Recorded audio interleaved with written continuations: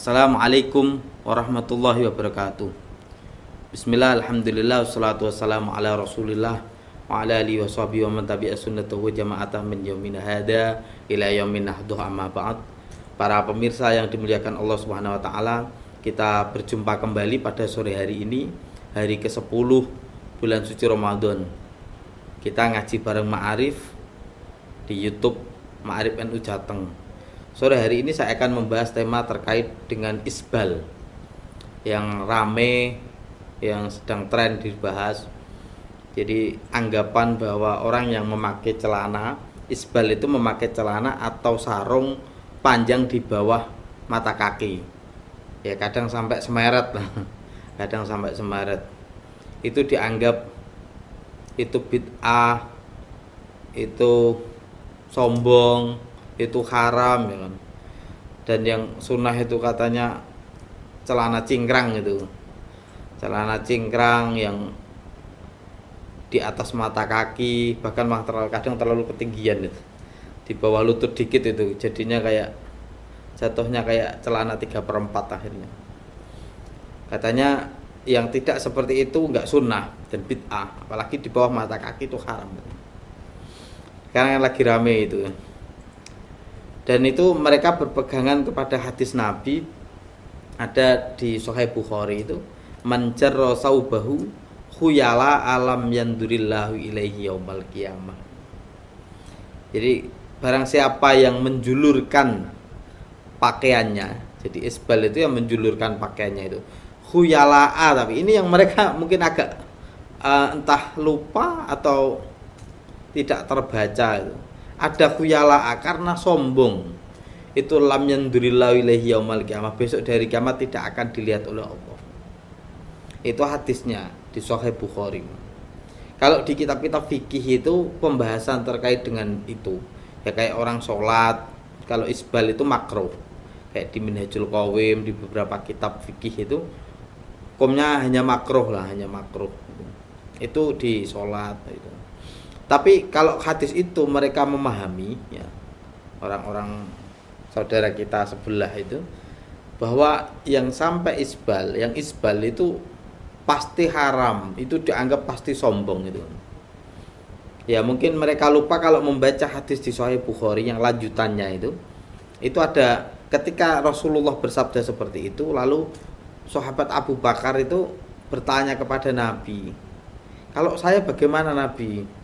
Kalau saya itu tidak sengaja, mesti sarung saya itu sebelah yang melorot bahasanya. Karena dalam satu riwayat Sayyidina Abu Bakar itu kurus tubuhnya, jadi kalau sarungan ini melorot ya. Melorot, apalagi kalau sarungnya sarung licin ya. Beda kalau sarungnya sarung yang enggak licin. Yang licin itu kan mesti tidak sengaja, itu akhirnya melorot. Kadang iya, kalau Sayyidina Abu Bakar bertanya itu, kadang sarung saya itu panjang sebelah Nabi. Ya melorot terus itu. Terus Nabi apa dawuhnya? Lastamim man yasna'uhu khuyala'a. Kalau kamu Sayyidina Abu Bakar ya. Kalau kamu Abu Bakar, kamu bukanlah orang yang menjulurkan pakaiannya itu dengan khuyala'a, dengan sombong.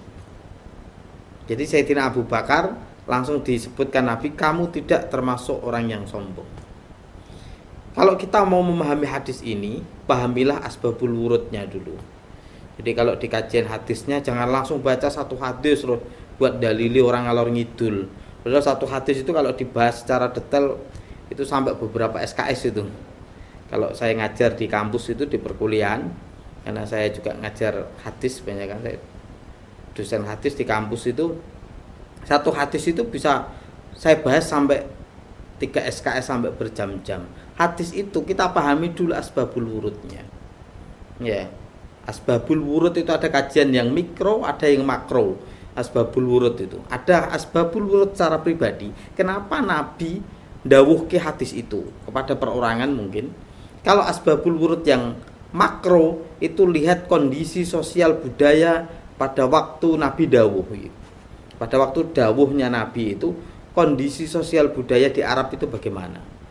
Jadi kajian hadis sekarang yang mikro makro itu tidak hanya ekonomi, biasanya ekonomi mikro, ekonomi makro. Di hadis pun ada yang mikro dan makro.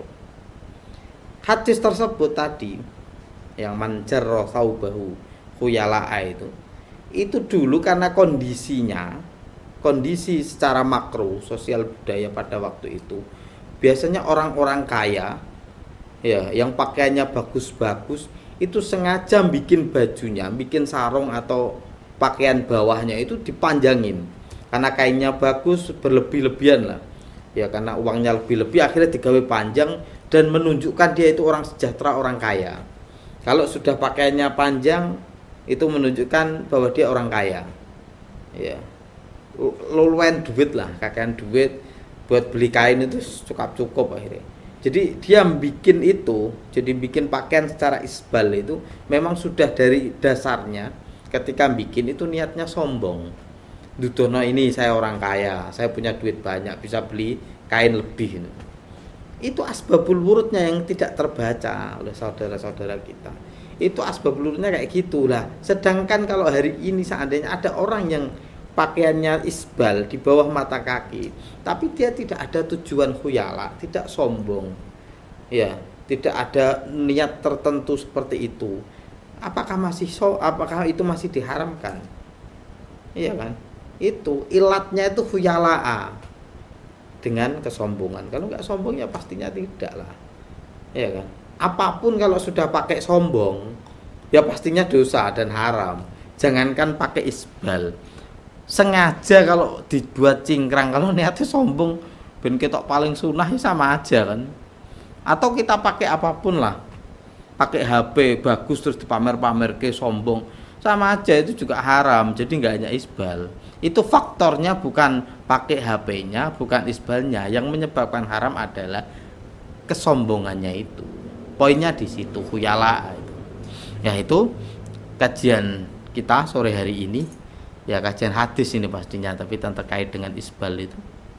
Ya semoga ada barokah manfaatnya. Apabila ada kekhilafan mohon maaf sebesar-besarnya. Akhirul kalam. Wallahul muwaffiq ila aqwamit thoriq. Wassalamualaikum warahmatullahi wabarakatuh.